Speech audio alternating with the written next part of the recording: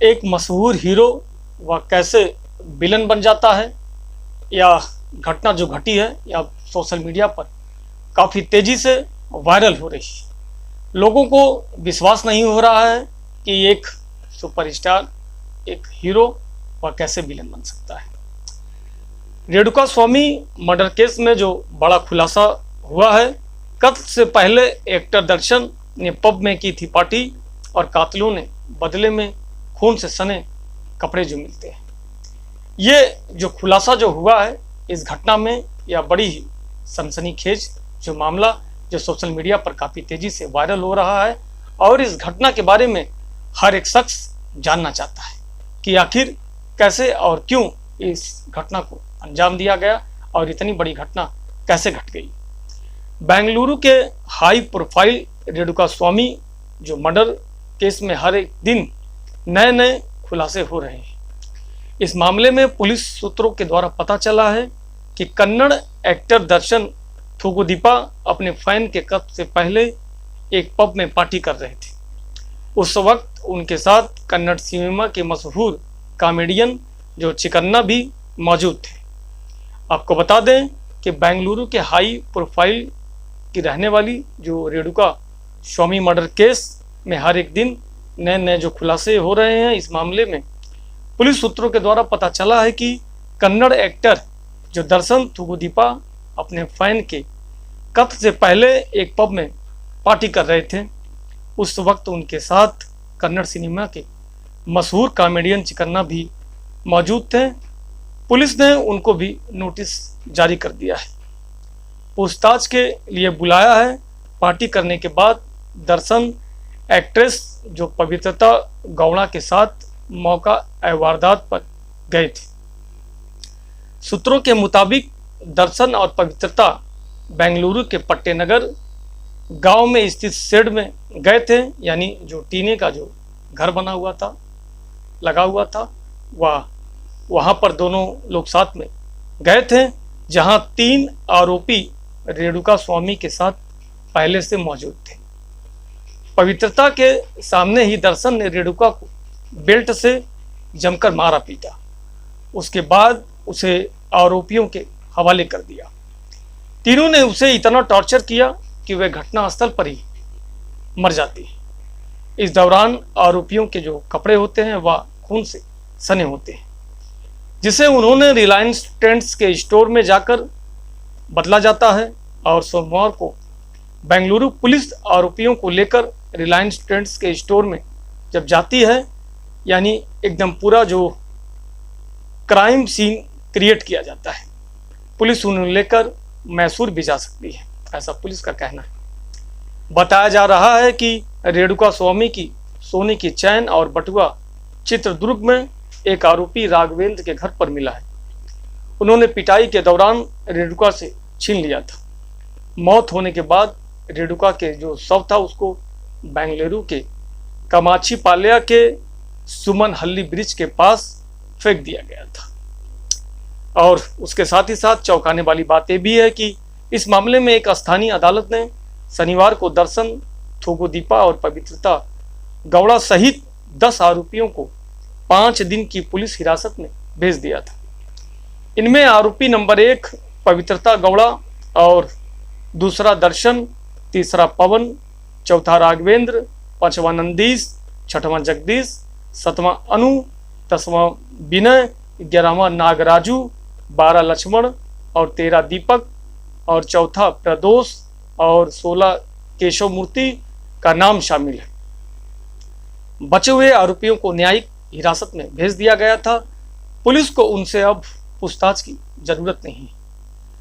Police जांच में पता चला है कि दर्शन भाड़े के हत्या आरोपियों से व्हाट्सएप के जरिए वह पूरी वारदात के दौरान जुड़े हुए थे, यानी जो भी घटना घट रही थी, कैसे हो रही थी, क्या हो रहा है, क्या नहीं हो रहा, वह पूरी रात व्हाट्सएप के जरिए वह जुड़े होते हैं, ऐसा पुलिस के द्वारा कहना है।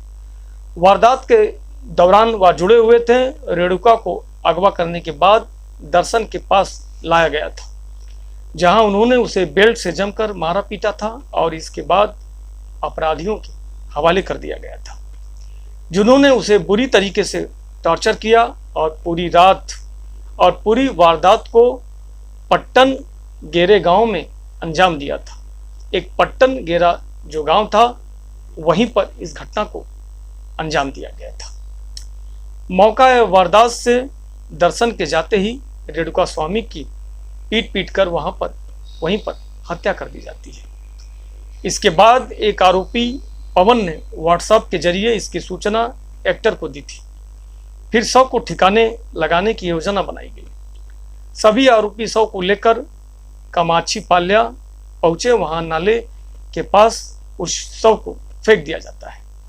इसके बाद थाने में जाकर सरेंडर कर दिया जाता है, जहां 30 लाख रुपए के विवाद की बात कही जाती है। पुलिस को आरोपियों की बात पर भरोसा नहीं था, तो उनसे जब कड़ाई से पूछताछ की जाती है, जब पूछा जाता है, तो इसके बाद आरोपियों ने सच बोलना शुरू कर देते हैं। जो बातें जो मोड़ आ रहा था, एक घटना एक नया मोड़ लेती जा रही थी और यह मामला उलझता हुआ चला जा रहा था। पुलिस इस मामले में, इस घटना में बड़ी ही मशक्कत के साथ वह हर एक घटना का और हर एक मोड़ का सामना कर रही थी। उन्होंने बताया था कि रेणुका की हत्या करने के लिए जो आरोपी थे, आरोपियों ने बताया पुलिस को, जब पुलिस के द्वारा कड़ाई से पूछताछ की गई, तो पुलिस को आरोपियों ने बताया कि उन्होंने बताया था कि रेणुका की हत्या करने के लिए 30 लाख रुपए की सुपारी दी गई थी। इसमें 5 लाख रुपए की अग्रिम राशि की भुगतान भी कर दी गई थी, यानी 5 लाख रुपया एडवांस में दे दिया गया था। ऐसा आरोपियों का कहना है कि 5 लाख रुपया हमको पहले प्राप्त हुआ था और 25 लाख रुपया काम होने के बाद मिलना था। पुलिस तफ्तीश में यह भी पता चला है कि एक्टर दर्शन ने कुछ रोज पहले ही रेणुका स्वामी के कत्ल की सुपारी दी थी। इसके बाद उसके लोगों ने पहले रेणुका को ट्रैक करना शुरू कर दिया।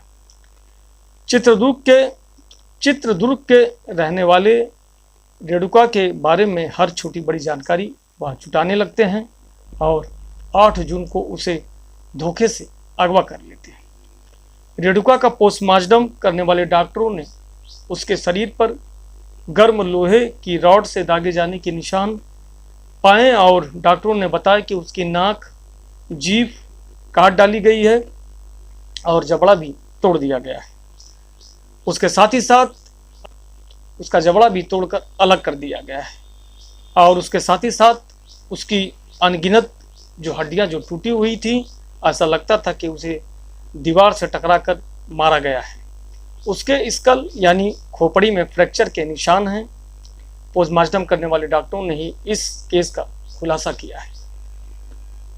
डॉक्टरों का कहना है कि इस पीड़िता के साथ जमकर मारपीट की गई है और इसको बेरहमी से मारा गया है और इसके शरीर के हर एक अंग को तोड़ दिया गया है।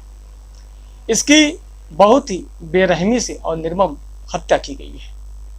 इस घटना को योजनाबद्ध तरीके से या घटना को अंजाम दिया गया है। जिस तरीके से चोट के निशान पाए गए हैं या पूरी बेरहमी तरीके से इसको मारा पीटा गया है। यह घटना बड़ी ही हृदय विदारक घटना है, जो मनों को झकझोर देने वाली और भावुक कर देने वाली घटना है। वहीं पुलिस महकमे का कहना है कि आरोपी कितना शातिर क्यों ना हो, वह कानून के शिकंजे से नहीं बच सकता है। उसको सख्त से सख्त सजा मिलेगी। उसके किए हुए इस घटना से, इस कृत्य से सभी लोगों में नाराजगी है और आक्रोश है। और साथ ही साथ आरोपी कितना शातिर और कितना चालाक क्यों ना हो, वह पुलिस के शिकंजे से यानी कानून के शिकंजे से वह बच नहीं सकता है। फिलहाल पुलिस हिरासत में लेकर आरोपियों से पूछताछ कर रही है और अभी इस घटना के बारे में तफ्तीश यानी छानबीन कर रही है और इस घटना के तह तक जाने के लिए पुलिस प्रशासन पूरी मशक्कत कर रही है।